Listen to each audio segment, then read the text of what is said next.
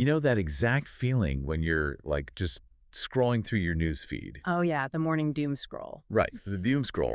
You're just sipping your coffee, you're trying to wake up, and suddenly you are just hit with this absolute tsunami of financial doom. It's always in that big, terrifying red font, too. Always. The headlines are just screaming at you. Yeah. Stuff like, mortgage debt hits all-time high. Or, the U.S. housing market is a house of cards. Right. It's everywhere.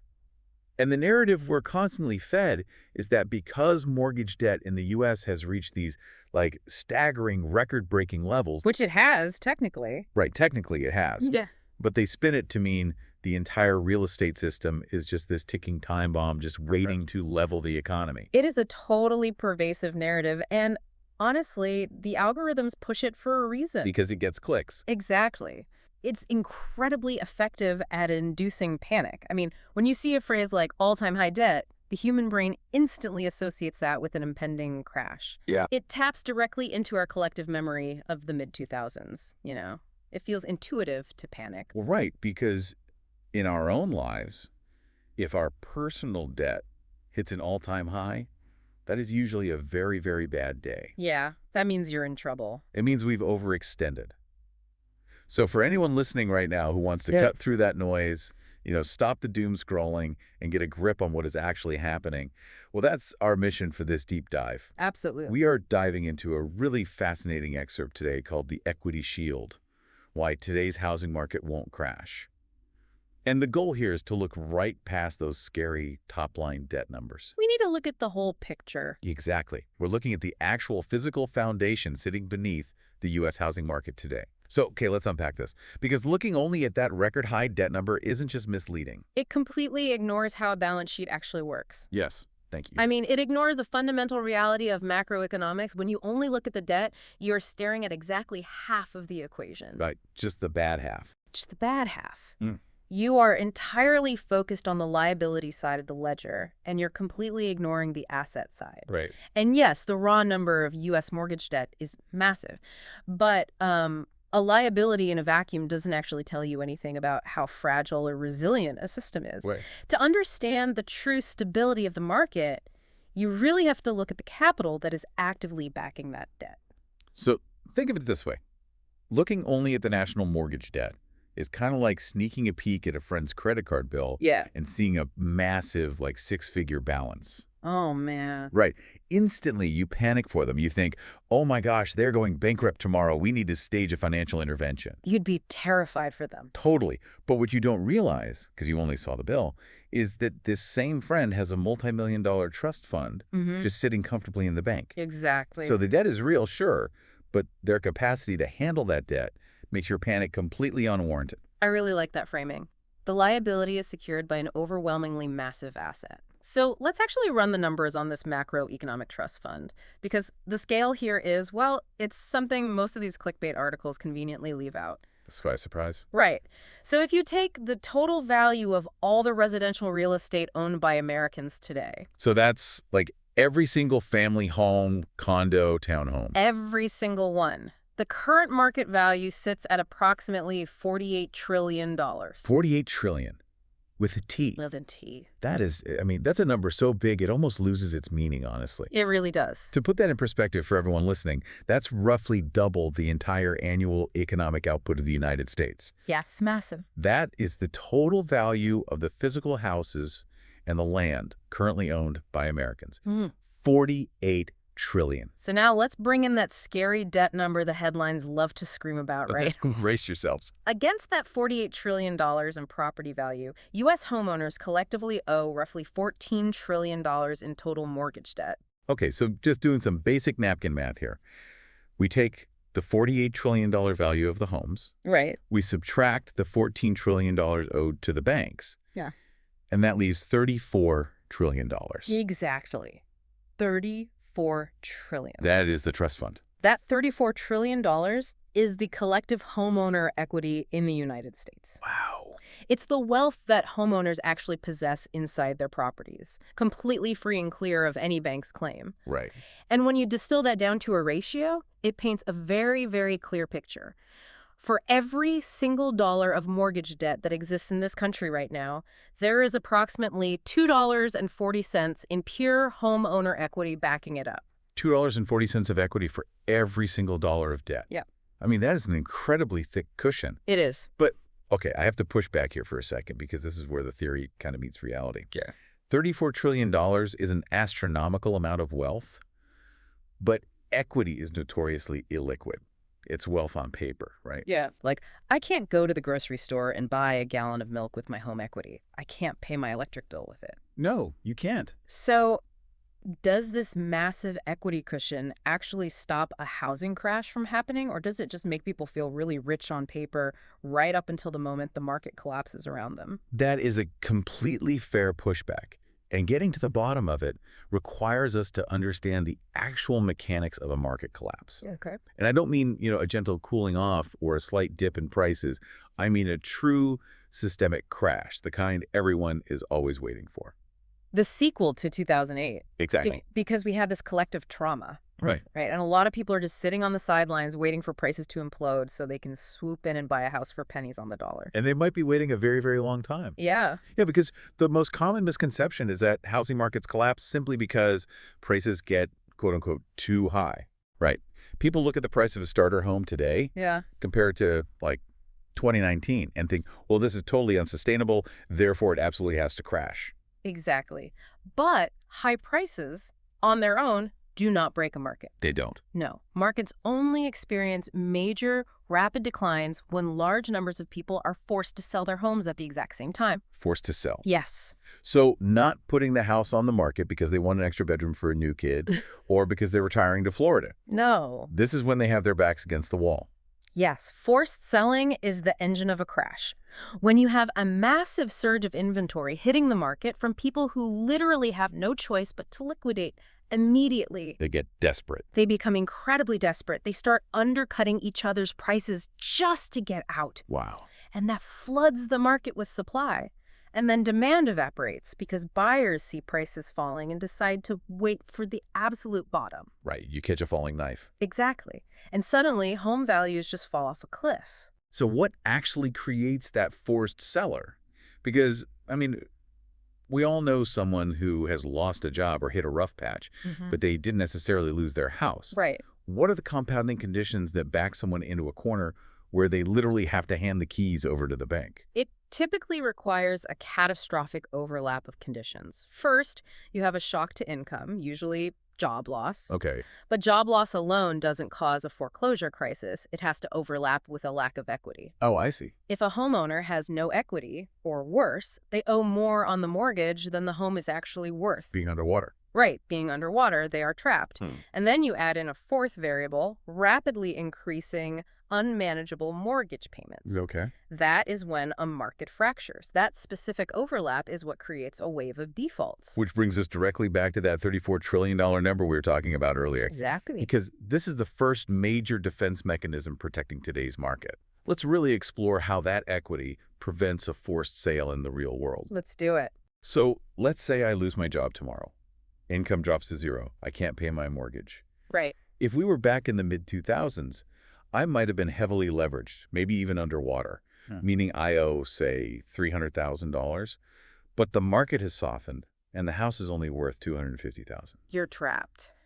I literally cannot sell it to pay off the loan. So the bank forecloses, the house sits empty, it becomes a distressed property, and every other house on my street takes a hit to its value. That's the classic 2008 spiral. Right. But today, because of that $34 trillion cushion, the mechanics are completely flipped, aren't they? They are completely flipped. Let's play out your exact scenario today. You lose your job. You can't make the payment. Okay.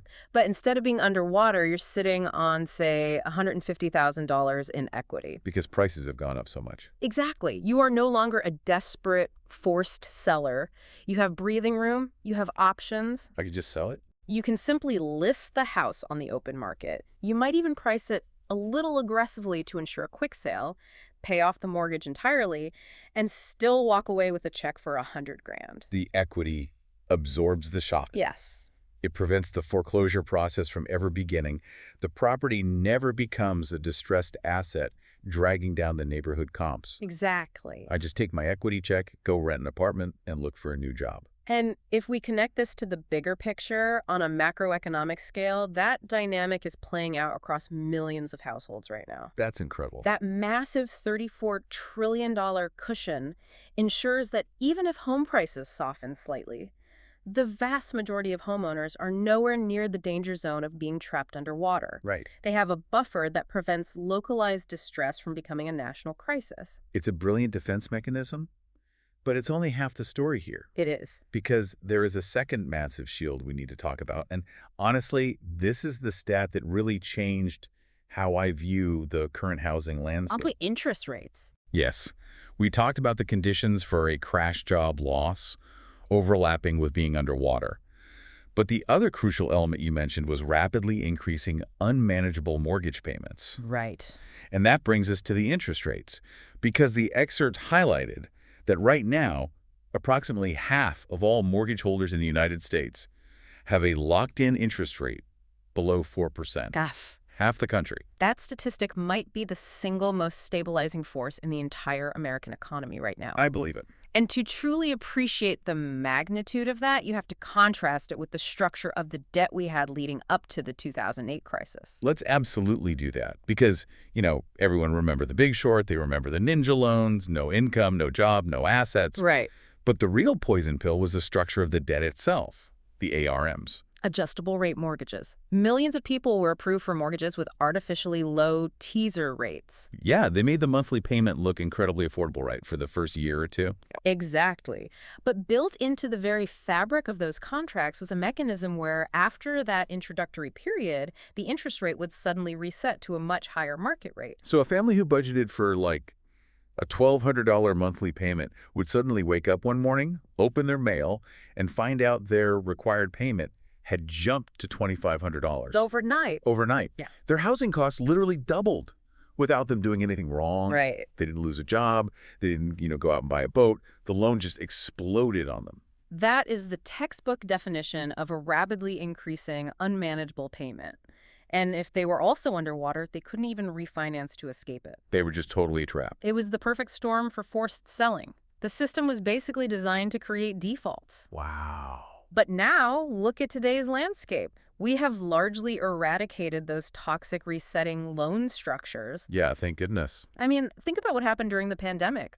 We had a historic refinance boom. Oh, yeah. Millions of Americans were sitting in their living rooms watching the Federal Reserve slash rates to the floor, and they refinanced their homes into 30-year fixed mortgages at 2.8, 3.2, 3.5%. Everyone was just baking sourdough bread and locking in the cheapest debt in human history. Exactly. And because those rates are fixed, their housing costs are now entirely predictable. Right. Their mortgage payment will be the exact same next month, next year, and 10 years from now. Inflation might drive up the cost of their groceries, their gas, their utilities. But their single largest monthly expense is essentially frozen in time. Frozen? It is the ultimate hedge against inflation, which is wild when you think about it. If your mortgage is $1,500 today and inflation keeps making the dollar worth less, you are basically paying back the bank with cheaper dollars every single year. It's a huge financial advantage. So when we bring these two defense mechanisms together, you have $34 trillion in equity, giving people a massive financial shock absorber. And you have half the country holding a fixed, predictable, historically cheap monthly payment. Yes. When you layer those two realities on top of each other, the fuel required to ignite a systemic, nationwide panic-selling fire, it just isn't there. It's not. There is no structural mechanism forcing millions of people to abandon their homes. The structural integrity of the housing market today is fundamentally sounder than it has been in decades. The deep systemic vulnerability that existed in the mid-2000s has been replaced by unprecedented stability. Okay, but here's where it gets really interesting. Okay. And this is where I know someone listening might be shaking their head. Because if the national market is so incredibly safe, and this equity shield is impenetrable, and nobody's being forced to sell, right, why did I just drive past a house in my neighborhood that has had a for sale sign sitting in the yard for 60 days? And why did they just slap a big red price reduced sticker on top of it? If the market is crash-proof, Why am I seeing headlines about home prices dropping in certain cities? That is a vital distinction to make, and it's completely validating for anyone observing their own local market right now. Because it's confusing. It is, but real estate at its core is inherently local. There's actually no such thing as a single U.S. housing market. Really? Yeah, that's a media invention. In reality, it is a collection of thousands of individual, hyper-local microeconomies. Oh, I love that framing. A collection of microeconomies. So what happens in Boise, Idaho, doesn't necessarily dictate what happens in Miami, Florida, or Columbus, Ohio. Not at all. I mean, think about the Zoom towns during the pandemic. The Zoom towns. Yeah, cities like Boise or Austin that saw massive influxes of remote workers. Prices in those specific areas spiked 50, sometimes 60% in a matter of 2 years.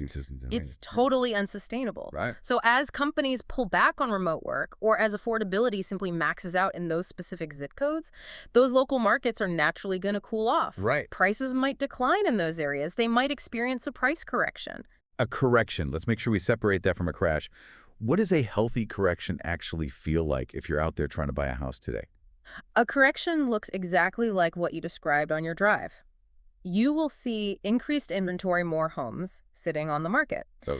The days on market metric will stretch out from 3 days with 20 waived inspection offers to 30 or 60 days where buyers actually have the leverage to negotiate. Right. You will see modest price reductions as sellers finally realize they can't command the absolute peak frenzy-driven prices of 2021. Which honestly sounds kind of fantastic. It does. Like a return to a normal functioning market where buyers actually have a chance to do a home inspection without losing the house to an all-cash buyer who waived everything. It is incredibly healthy. It is the natural breathing of an economic cycle. Markets expand and they contract. But the critical takeaway for anyone trying to make sense of the news is this. A localized neighborhood-level adjustment, a correction, is fundamentally mathematically different from a systemic nationwide collapse powered by millions of forced sellers. It's the difference in motivation, isn't it? Exactly. Like a correction is a homeowner saying, you know, I'd like to downsize. I priced the house a bit too high because I was looking at last year's comps. I'll lower it 10 grand, negotiate on closing costs, and get it sold. Yeah. But a crash is a bank saying, you missed 4 payments. We are seizing the asset and liquidating it at a fire sale price just to clear our books. They are entirely different universes of economic activity. And the data strongly suggests that while local softening and corrections are not just possible, but expected and normal, a widespread collapse driven by distress liquidations is simply not on the board, given the underlying fundamentals we just unpacked. So what does this all mean for you, listening to this right now? If you are one of those people sitting on the sidelines, trying to time the market, holding off on your life plans because you are waiting for the sky to fall so you can swoop in and get a massive discount. Which a lot of people are doing. They are. But waiting for a 2008-style crash is likely a deeply flawed strategy. The foundation today is just totally different. It really is. Record levels of equity. Millions of people safely locked into historically low rates. The fuel for a crash just isn't there. And the practical application of this is how you make your decisions.